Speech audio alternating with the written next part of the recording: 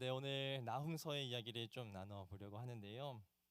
제가 한 2주 전에 설교하지 않았습니까? 야곱에서 이스라엘의 인생으로 바뀌어줘야 된다.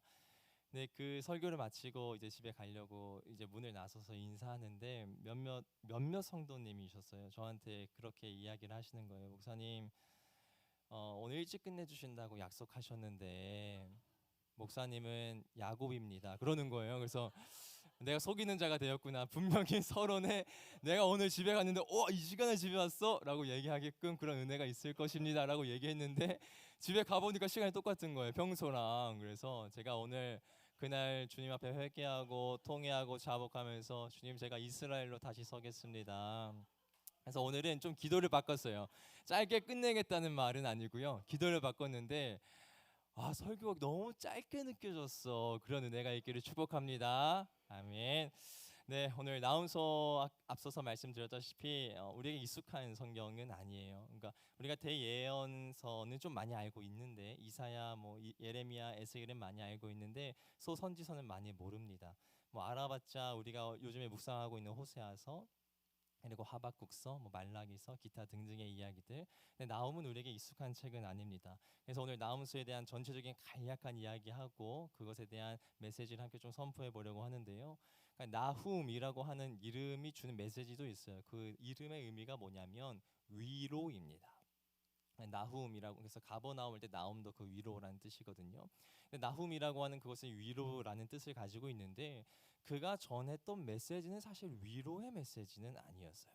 그러니까 소선지서에서는 계속해서 파멸을 얘기하고 심판을 얘기하고 그 다음에 회복을 얘기하거든요. 근데 나훔서를 보면 회복에 대한 이야기가 하나도 기록되어져 있지 않습니다. 그러니까 파멸에 대한 이야기가 기록되어져 있어요. 나훔서 이야기를 보면 북이스라엘이나 남유다에 대한 심판에 대한 이야기는 아니고 아수르라고 불리죠. 역사적으로는 아시리아라고 불려지는데 그 아수르 가운데서 수도였던 니느웨 성에 대한 저주, 심판, 파멸에 대한 이야기라고 이야기를 할 수 있겠습니다. 결국 위로의 선지자가 전하는 파멸의 이야기를 오늘 말씀을 통해서 함께 나눠보도록 하겠습니다. 나훔서는 1장, 2장, 3장으로 총 상장에 걸쳐서 기록되어져 있는데요. 그것에 대해서 소제목을 붙이자면 저는 이렇게 간략하게 붙일 수 있을 것 같아요.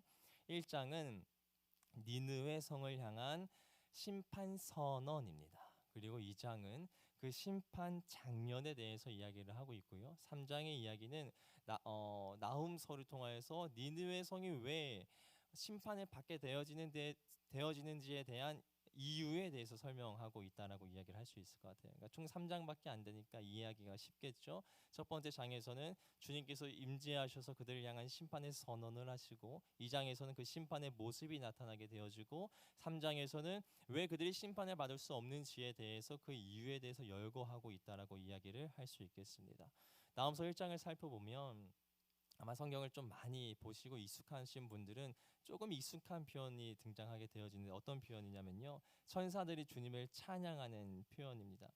여호와라 여호와라, 자비롭고 은혜롭고 노하기를 더디하고 인자와 진실이 많으신 하나님이십니다라는 표현. 그러니까 출애굽기에서 모세 앞에 주님이 현현하셨을 때 그 천군 천사가 찬양하는 그 장면의 이야기를 하고 있는 거죠.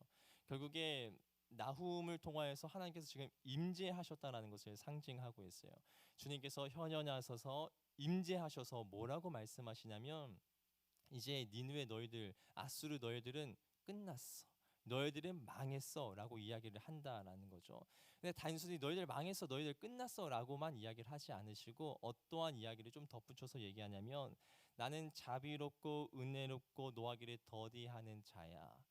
너희들을 단순히 내가 욱하였기 때문에 심판하는 것이 아니라 너희들의 죄가가 계속해서 끝까지 찼기 때문에 공의와 진실과 정의로 너희를 심판할 수밖에 없다라는 이야기가 1장 전체 가운데 기록되어져 있다라고 이야기를 할 수 있겠습니다. 이제 2장에 들어가서는 본격적인 하나님의 심판의 모습이 나타나게 되어지는데요. 이것에 대해서 유진 피터슨이 메시지 바이블에서 좀 어떻게 요약해서 이야기를 했었냐면 좀 이렇게 설명할 수 있을 것 같습니다. 아수르는 더 이상 전쟁을 보도할 일도 승리를 선언한 일도 없는 나라가 되었습니다 라고 그 2장의 이야기를 정리해서 이야기했다라는 것이죠. 근데 그것을 이해하기 위해서는 조금 배경을 알 필요가 있어요. 그러니까 아수르라고 하는 나라, 뭐 역사적으로는 아시리아라고 불리는 그 대제국은 어떠한 칭호를 가지고 있냐면요, 전쟁 광이었던 나라입니다. 그러니까 그들의 영토가 확장되어졌을 때 어떤 뭐 사업 무역을 잘해서 그들에게 영토가 확장되어진 것이 아니라 그들은 정쟁을 굉장히 좋아했어요. 그래서 사륙을 펼치는 것을 통하여서 영토를 넓히는 일이 하게 되어졌는데요. 그러니까 고고학적으로 밝혀졌는데 어떤 아시리아 왕의 업적을 이야기를 할 때 이 왕이 어떠한 영토를 확장시켰다 그런 것을 이야기하는 것뿐만이 아니라 그 벽화나 그 조각 가운데 어떠한 것을 남겨놓고 있냐면 이 왕이 그 포로들을 어떻게 죽였는지에 대한 그림을 이렇게 쫙 그려놓는다라는 것이죠. 그러니까 그들은 그 아시리아는 참 포로를 잔인하게 죽이는 것으로 정평이 나 있던 나라인데 그만큼 전쟁하는 것을 좋아하였고 사륙을 좋아하였고 그를 통하여서 그 대제국을 이루었던 나라라고 이야기를 할 수 있겠습니다. 근데 그 전쟁을 참 좋아하는 나라에 더 이상 전쟁이 일어나지 않을 것이라고 이야기를 하는 거예요. 그러니까 단순히 평화가 있을 것이란 얘기가 아니죠. 그리고 그 전쟁을 참 좋아하는 나라에 더 이상 너희들을 향한 승리도 사라질 것이다라고 성경에서는 증언하고 있다라는 것입니다. 결국에 이 이야기는 무엇이냐면 전쟁을 좋아했던 너희는 그 전쟁으로 망하게 되어질 것이고 너희에게는 앞으로 미래가 없다라는 이야기가 오늘 본문 가운데서 기록되어져 있다라는 것입니다. 3장에서는 그 니느웨 아수르가 멸망하는 이유에 대해서 몇 단어로 짤막짤막하게 이야기를 하고 있는데 첫 번째는 교만 때문에, 살인 때문에, 거짓 때문에, 배반 때문에, 사회적인 불의 때문에, 정의를 상실한 것 때문에 너희가 무너질 수밖에 없다라는 이야기가 3장 전반적으로 열거하고 있다라고 이야기를 할 수 있겠습니다. 결국 나훔서의 1장, 2장, 3장의 이야기를 정리해서 얘기해 보면 한 문장으로 얘기할 수 있을 것 같은데 아수르, 니느웨, 피의 성인 그대들이여 이제 너희는 끝났어. 돌아올 수 없는 강을 건넜어. 라고 이 한 문장으로 나훔서의 이야기는 정리되어질 수 있을 것 같습니다. 저는 개인적으로 나훔서의 말씀을 묵상하고 연구하면서 제 마음 가운데 좀 여러 가지 질문이 생겼습니다. 왜 하나님께서 나훔에게 선포되어졌던 그 이야기를 통하여서 아수르라고 하는 나라를 회복시키시지 않으셨을까라는 그런 궁금증이었어요. 그리고 앞서 잠깐 말씀드렸다시피 나훔서에는 파멸의 이야기만 기록되어져 있지 어떠한 회개의 이야기, 어떠한 회복의 이야기도 기록되어져 있지 않거든요. 왜 그랬을까? 왜 그들은 회복하지 못했을까? 왜 회개하지 않았을까라는 질문이 제 마음 가운데 들었습니다. 근데 그 이유는 왜 그런가 하면 나훔서 앞장에 있는 나훔서 앞에 있는 책은 어떤 책이냐면요, 요나서입니다. 근데 요나서의 특징이 있죠. 요나도 누구를 향해서 심판의 메시지를 선포하였었나요? 바로 니느웨입니다. 그러니까 요나도 니느웨를 향해서 심판의 메시지를 선포했는데 그들이 죄를 뒤집어 쓰고 상복을 입고 왕부터 금식하면서 철저하게 회개했던 모습이 그 앞권에 기록되어져 있다는 것이죠. 근데 그 다음 권에 나움을 통하여서 메시지를 선포했는데 그들은 회개하지 않았다라는 거예요. 그들은 여전히 돌이키지 않았고 그들은 파멸의 길로 스스로 걸어가고 있었다라고 성경은 우리에게 알려주고 있다는 것입니다. 그래서 제가 생각해봤어요. 요나가 설교를 잘해서 그들이 회개했나? 그러니까 참 재밌는 것은 요나의 설교의 메시지는요, 히브리어로 보면 4단어밖에 안 되거든요. 한 문장밖에 안 돼요. 근데 그러니까 이런 표현만 사용해서 요나는 너네 이제 3일 되면 다 죽는데 딱 이 정도 수준으로 설교를 한 거거든요.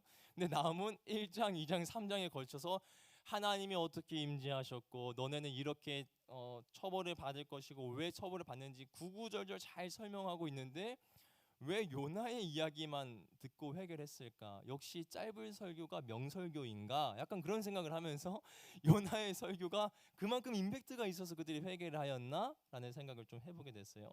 근데 그러다가 계속해서 이 말씀을 가지고 좀 씨름했어요. 왜냐하면 저의 마음 가운데 좀 이해가 되어지지 않았기 때문에 그렇죠.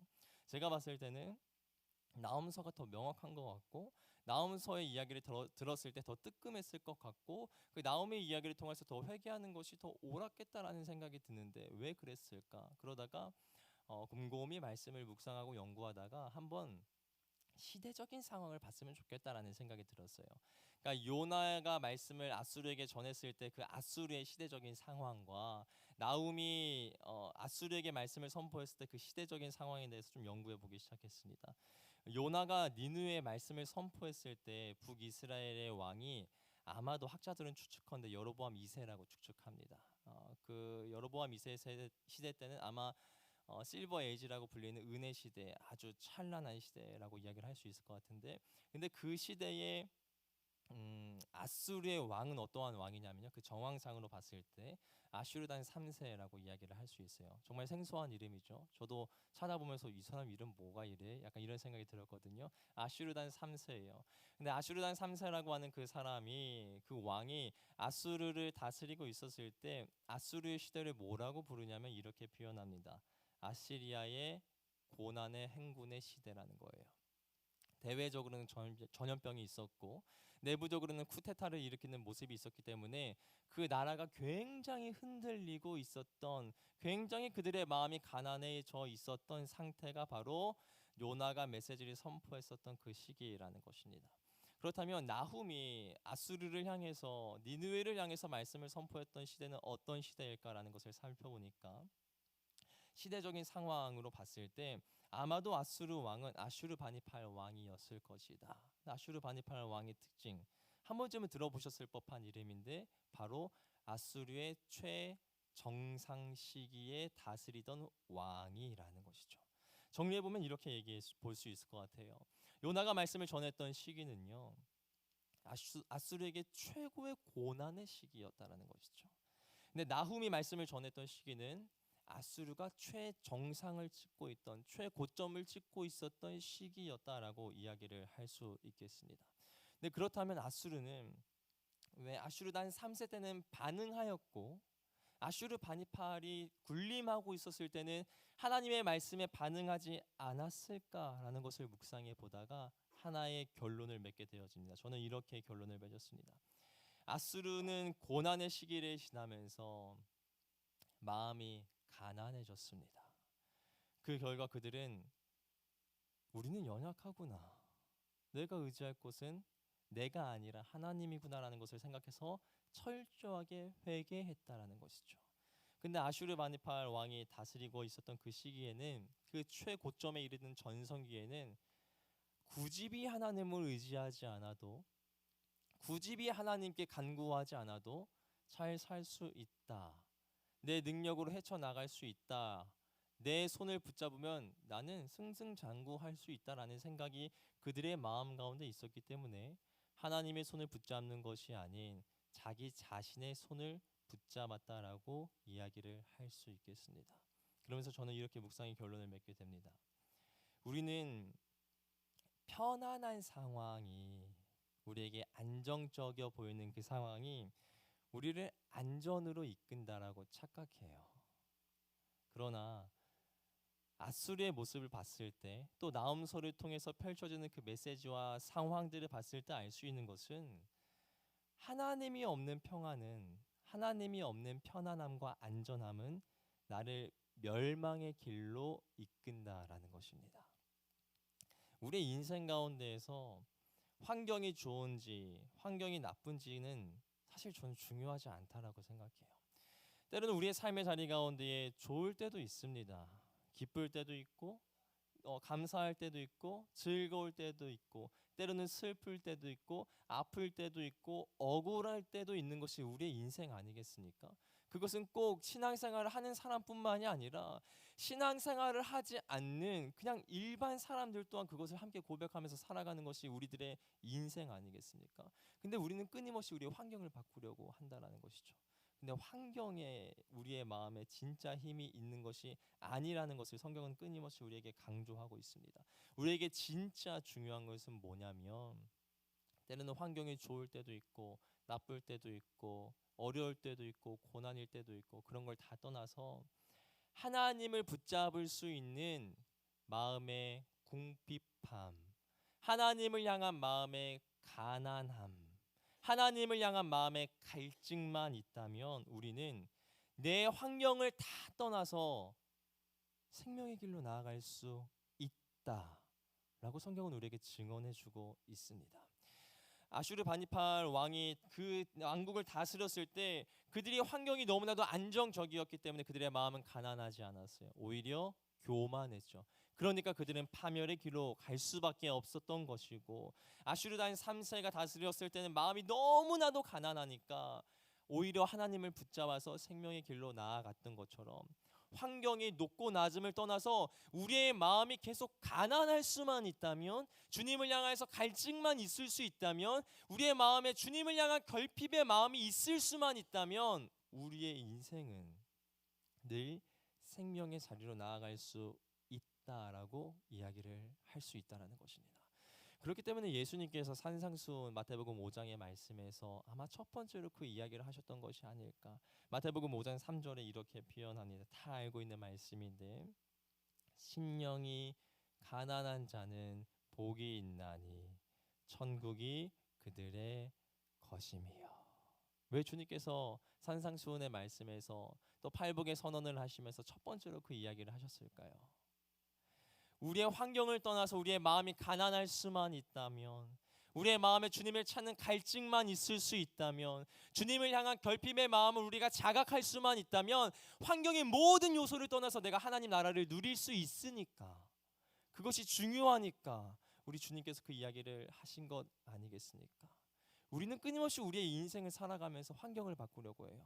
늘 기쁜 일만 있으려고 노력합니다. 늘 행복한 일만 있으려고 노력하는 것이 우리의 인생입니다. 근데 그것이 정말 인생일까요? 만약 우리의 삶의 자리 가운데 늘 행복한 일만 있다면 그건 병원을 가야 되는 일이 아닐까요? 우리의 인생 가운데 높음이 있어요. 환경적으로. 우리의 삶의 자리 가운데 낮음이 있을 수도 있습니다. 근데 그 모든 환경의 요소를 떠나서 내 마음 가운데에 주님을 향한 갈증의 마음, 가난의 마음만 기억할 수 있다면 모든 환경 다 떠나서 그 자리가 하나님 나라가 되어진다라고 성경은 끊임없이 우리에게 알려주고 있습니다. 오늘 말씀을 마무리하겠습니다. 제가 한 가지 질문과 한 가지 답변을 통하여서 오늘 말씀 마무리하고 좀 기도하고 싶은데요.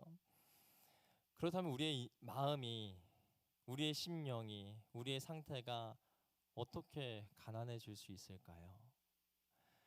고난이 있으면 가난해질 수밖에 없죠. 어려움이 있으면, 억울함이 있으면, 마음에 상처가 있으면 가난해져서 하나님을 찾는 것은 좀 어찌 보면 당연한 순리인 것 같은데, 그렇다고 주님 고난 좀 주십시오, 내 나라가 하나님 나라가 되게, 그렇게 얘기할 수는 없지 않겠습니까? 저는 이 부분을 가지고 좀 씨름했던 것 같아요. 고난이 있을 때 주님을 찾아서 그 자리가 하나님 나라가 된다라는 것은 알 수 있을 것 같은데, 그렇다면 어떻게 내 마음에 계속해서 가난한 마음이 생길 수 있을까? 긍휼의 마음이, 주님을 향해 긍휼을 구하는 그 심령의 가난한 마음이 내 마음 가운데 어떻게 하면 생길 수 있을까라고 생각하고 기도하고 고민하다가 엊그저께 새벽 기도하다가 주님께서 저에게 허락해 주셨던 말씀이 어떠한 말씀이었냐면, 이렇게 간구하라는 거예요. 매일마다 십자가 그늘 아래서 회개의 영을 주옵소서. 그렇게 간구하라는 것입니다. 한번 저를 따라서 고백하겠습니다. 회개의 영을 주옵소서. 우리의 마음이 가난하여질 수 있는 방법은요, 내가 고난의 자리로 스스로 기어 들어가는 것이 아닙니다. 또 내가 죄를 지어서 스스로 죄책감에 사로잡혀서 마음이 가난해지는 거, 그거 너무나 힘든 일 아니겠습니까? 내 마음이 가난해질 수 있는 것은 날마다 십자가 그늘 앞에 나아가서 회개의 영을 구하는 것입니다. 회개라는 것이 뭡니까? 조율 아니겠습니까? 잘못된 길로 나아가고 있던 나의 삶을 다시 한번 주님의 말씀을 통하여, 주님의 빛을 통하여, 주님의 현현을 통하여서 내 인생을 조율하는 그 과정, 그럼 그 조율하는 과정을 통하여서 우리는 깨닫게 되어지는 거죠. 아, 내 힘으로 되는 게 아니었구나. 아, 맞다, 나 연약했었지. 아, 난 주님 없이는 살아갈 수 없는 존재였지. 내가 헤쳐나아갈 수 있다라고 생각했던 그 모든 영역도 하나님이 없으면 안 되는 거였지. 그럼 내가 다시 한번 주님을 붙잡아야지. 그러면서 우리가 하게 되어지는 고백은 어떠한 고백인가 하면, 주님, 저 주님이 너무 필요해요. 주님, 저 정말 주님이 너무 필요해요. 그러면서 다시 가난한 마음으로 주님의 옷자락이라도 붙들 수 있는 힘이 우리 가운데 생겨날 수 있다라는 것입니다. 제 마음 가운데 정말 두려운 마음은 무엇이냐면, 그리고 많은 성도님들을 만날 때 제가 참 두려워하는 모습은 어떠한 모습이냐면 너무 편안한 사람을 그리고 편안한 상태를 저는 두려워해요. 왜냐하면 하나님이 없이 편안한 그 모습은 생명의 길이 아닌 파멸의 길로 가는 지름길이 될 수 있기 때문에 그렇습니다. 그래서 우리는 끊임없이 주님 앞에 간구해야 합니다. 주님, 회개의 영을 더하여 주시옵소서.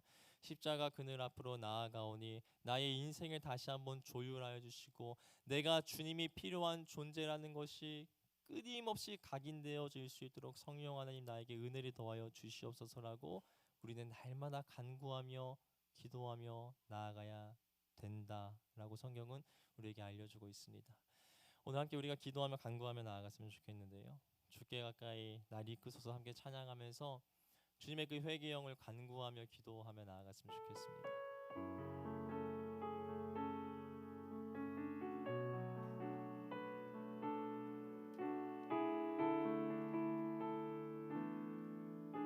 주께 가까이 날 이끄소서. 주께 가까이 날 이끄소서. 간절히 주님만을 원합니다. 채워주소서. 주의 사랑이 진정한 찬양 드릴 수 있도록 주께 가까이 주께 가까이 날 이끄소서. 간절히 주님만을 원합니다. 채워주소서. 주의 사랑을 진정한 찬양 드릴 수 있도록 목마른 나의 영혼 목마른 나의 영혼 주를 부르니 나의 맘 만져 주소서. 주님만을 원합니다. 더 원합니다. 나의 맘 만져. 다시 한번 처음부터 고백합니다. 주께 가까이 주께 가까이 날 이끄소서. 간절히 주님만을 원합니다. 채워주소서. 주의 사랑을 진정한 찬양 드릴 수 있도록 목마른 나의 영혼 주를 부르니 나의 맘 만져 주소서. 주님만을 원합니다. 더 원합니다. 나의 맘 만져. 다시 한번 목마른 나의 영혼 주를 부르니 나의 맘 만져 주소서. 주님만을 원합니다. 더 원합니다. 나의 맘 다시 한번 믿음으로 선포합니다. 목마른 나의 영혼 주를 부르니 나의 맘 만져 주소서. 주님만을 원합니다. 더 원합니다. 나의 맘 만져 주소서. 함께 기도하며 나아갈 때 하나님 우리 인생 가운데 회개의 영을 더하여 주시옵소서. 그로 인하여 다른 것들을 붙잡고 의지하며 나아가는 것이 아닌 주님의 손 한 번만을 꼭 붙잡는 인생으로 변화되어질 수 있도록 은혜로 함께하여 주시옵소서. 주 이름 한번 선포하며 기도하며 나아갑니다. 주여.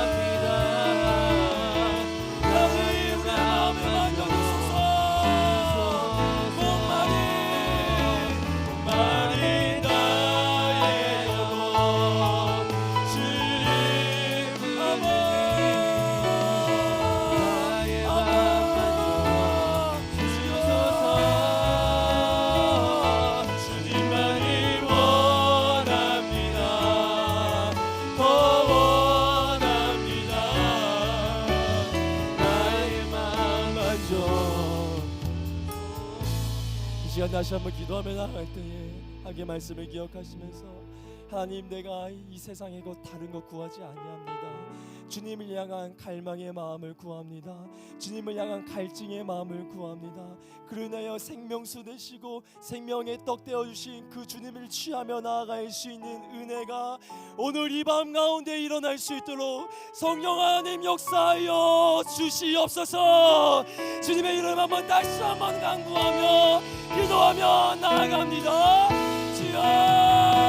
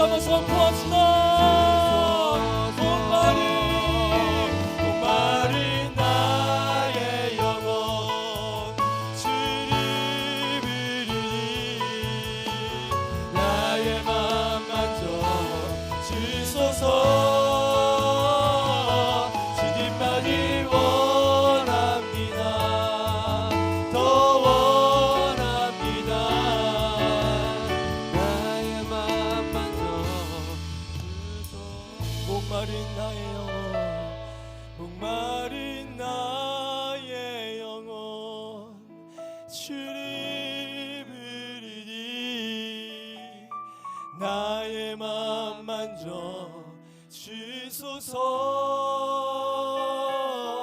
주님만이 원합니다. 더 원합니다. 나의 맘. 다시 한번 우리의 믿음의 고백으로 나아갑니다. 목마른 나의 영혼, 목마른 나의 영혼, 주님 부르니 나의 맘 만져 주소서. 주님만을 원합니다. 더 원합니다. 나의 맘 만져 주소서. 살아계신 아버지, 우리를 진짜 살리는 힘은 환경에 있지 아니하고 오직 생명의 주 예수 그리스도 한 분에게만 있는 줄 우리가 믿음으로 선포합니다. 이 땅을 살아가면서 우리는 때로 너무나도 환경의 힘을 구합니다. 내 삶이 더 나아지기 위해서, 내 삶이 더 편안해지기 위해서, 내 삶이 더 기쁘기 위해서. 물론 그것이 나쁘다는 것은 아니지만 그것에는 진짜 생명이 없다는 것을 우리가 기억하게 도와주십시오.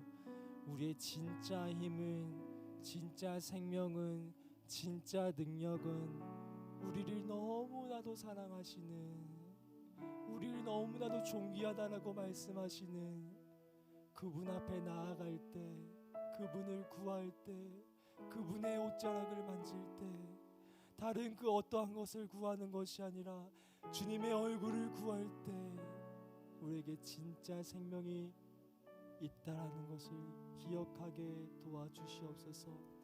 날마다 십자가의 그늘 앞에로 나아가 회개의 영을 구합니다. 나의 연약함을 선포하고 주님의 강함을 선포함으로 인하여서 나는 주님이 필요하다라는 믿음의 고백을 하기를 간절히 소망합니다. 우리에게 능력을 더하여 주셔서 우리의 손에 쥐고 있는 건 내려놓고 하나님의 손만 붙잡는 인생으로 변화되어질 수 있도록 성령 하나님 우리에게 은혜를 더하여 주시옵소서. 이제는 우리 주 예수 그리스도의 은혜와 하나님의 사랑과 성령의 사귐의 역사가 다른 허탄한 것을 붙잡고 살아가는 인생이 아닌 오직 주님의 손을 붙잡고 살아가기를 간절히 소망하는 주의 자녀들 머리 가운데 있기를 간절히 축원하옵나이다. 아멘.